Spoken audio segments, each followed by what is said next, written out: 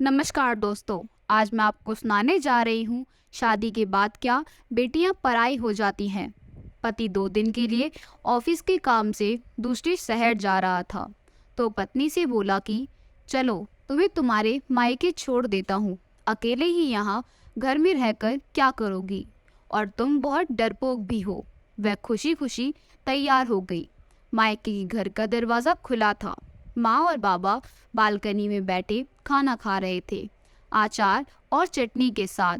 हालचाल पूछने के बाद उसने अपने बाबा से कहा, आप तो कभी अचार और चटनी के साथ रोटी नहीं खाते, तो आज क्यों? बाबा ने कहा, बेटा जी, कभी कभी खा लेनी चाहिए, इसका भी अपना अलग ही मज़ा है। उसने अपने पिता की आंखों में लाचारी देख ली थी। उतने में भाभी बाहर आई और चेहरे पर झूठी मुस्कान सजा के पूछने लगी, रहने आई हो? उसने कहा, भाभी, मेरे पति 2 दिन के लिए दूसरे शहर गए हैं तो मुझे यहाँ छोड़ गए। भाभी कहने लगी, बैठो, तुम्हारे लिए चाय और पानी लेकर आती हूँ। वह भी अपने माता पिता के खाए हुए बर्तन समेटने लगी और कहने लगी कि मैं भी भाभी की मदद कर देती हूँ और साथ ही भैया से भी मिल लूँगी। यह कहते हुए वह अंदर चली गई। बर्तन किचन में रखकर वह भाई के कमरे की ओर चल पड़ी तो उसने भाई और भाभी की बातें की आवाज़ सुनाई दी। भाभी भैया से कह रही थी, तुम्हारी बहनें ब्याह कर तो गई हैं लेकिन अम्मा बाबा की चौखट ना छोड़ी। अभी तक जिसका भी दिल करता है मुंह उठाकर बच्चों सहित चली आती हैं।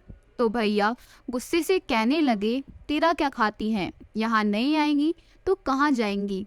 तो भाभी ने भी दनदनाते हुए कहा, बस अब मुझसे नहीं होती तुम्हारे खानदान वालों की सेवा। तुम्हारे माँ बाप को संभालती हूँ, उन्हें खाना देती, यही एहसान समझो।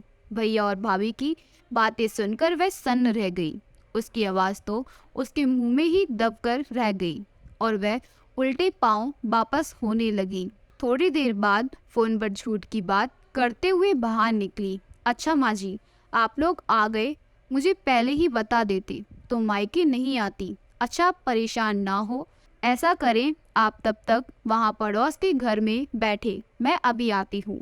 माँ बाबा ने देखा तो आश्चर्यचकित होकर पूछने लगे, बेटा क्या हुआ, अभी आई थी और अभी जा रही हो?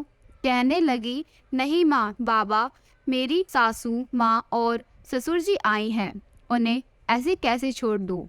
अभी जाती हूँ, फिर कभी आ जाऊँगी। आप दोनों अपना ख्याल रखिएगा। अपने आंसुओं को दबाते हुए वह अपने माता पिता से मिली और सहमे कदमों के साथ खुद को हौसला देते हुए अपने घर को वापस चली गई। उसी रात को खाने में नमक ज़्यादा लग रहा था, जबकि वह नमक उसकी गलती से उतरते हुए आंसुओं का था। यह सच है कि मायका माँ बाप से होते हैं, लेकिन कभी कभी उनके होते हुए भी वो बेबस होते हैं। आशा करती हूँ कि कहानी आपको पसंद आई होगी। अगर हमारी कहानी आपको पसंद आई हो तो हमारी वीडियो को लाइक करें, शेयर करें, और अगर आप हमारे चैनल पर नए हैं तो हमारे चैनल को सब्सक्राइब करें। आपका बहुत बहुत धन्यवाद।